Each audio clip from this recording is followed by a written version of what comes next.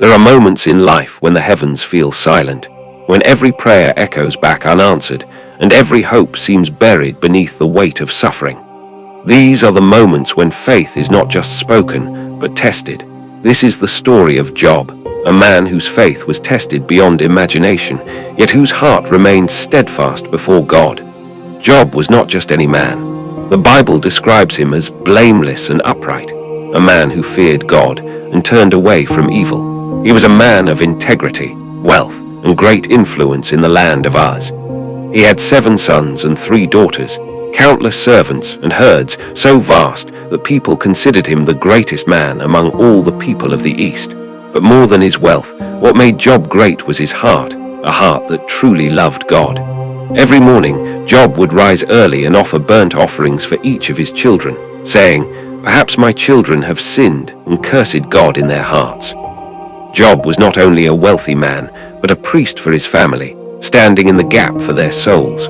His life was a picture of devotion, humility, and worship. But one day, a meeting took place in heaven. The sons of God came before the Lord, and among them came Satan, the accuser.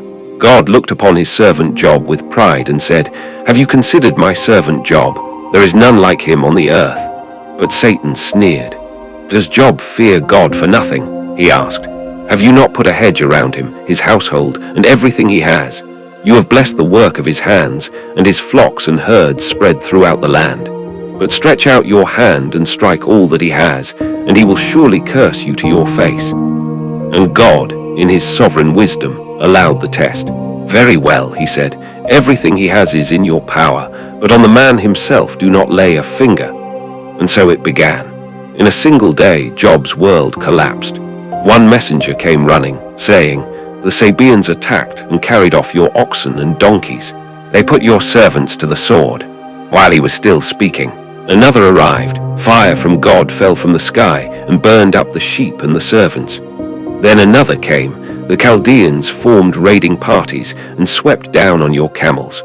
And before Job could catch his breath, a 4th messenger came, trembling, and said, "Your sons and daughters were feasting in their oldest brother's house, when suddenly a mighty wind struck the 4 corners of the house. It collapsed on them and they are all dead. 10 children gone in one moment. The pain was beyond words. Job tore his robe, shaved his head, and fell to the ground. But instead of cursing God, he worshipped. He cried, 'Naked I came from my mother's womb, and naked shall I return. The Lord gave, and the Lord has taken away. Blessed be the name of the Lord.' The heavens watched. The angels were silent. Satan was stunned, because even in his grief, Job's faith stood unshaken. But the enemy was not finished. He came again before God and said, 'Skin for skin. A man will give all he has for his own life. Stretch out your hand and strike his flesh and bones, and he will surely curse you to your face.'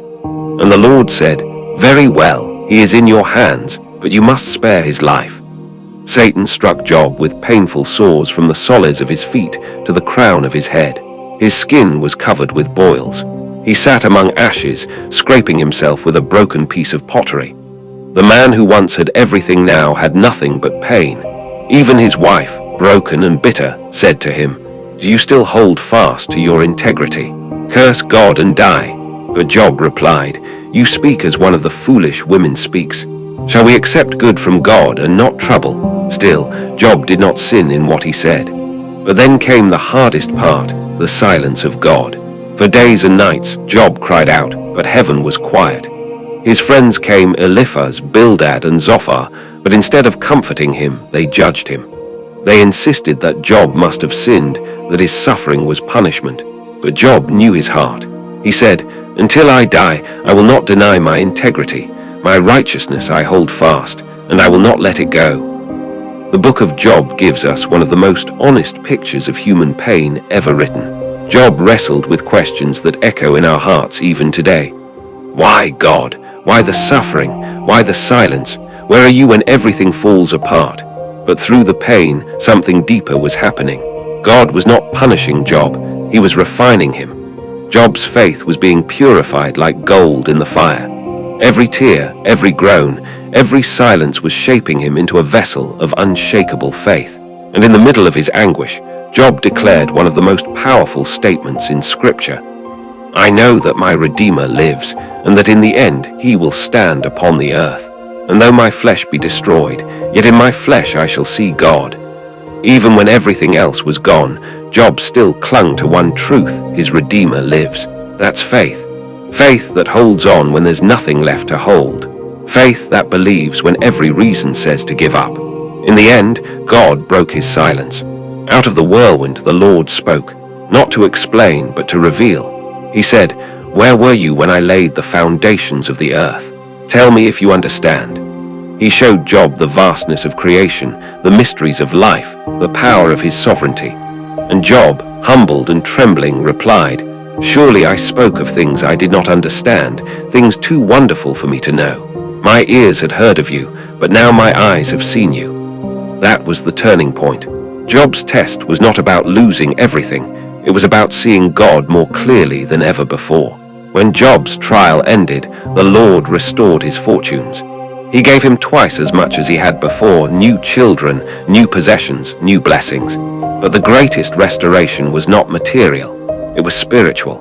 Job emerged with a faith unbreakable, a heart purified, and a revelation of God's glory that no pain could ever erase. His story still speaks to every soul walking through the fire today, because sometimes God allows the storm not to destroy us but to deepen us. Sometimes the silence of heaven is not absence, but the space where faith is built. Maybe you've been there. Maybe you've prayed, and all you heard was silence. Maybe you've lost something precious, and you wonder why God didn't intervene. Maybe your heart feels like Job's, shattered, weary, and full of questions. But listen closely. The God who was faithful to Job has not changed. He still sees you. He still hears you. And he's still writing your story, even in the ashes.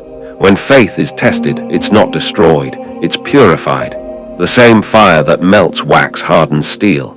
And when you walk through the fire with God, you don't come out weaker.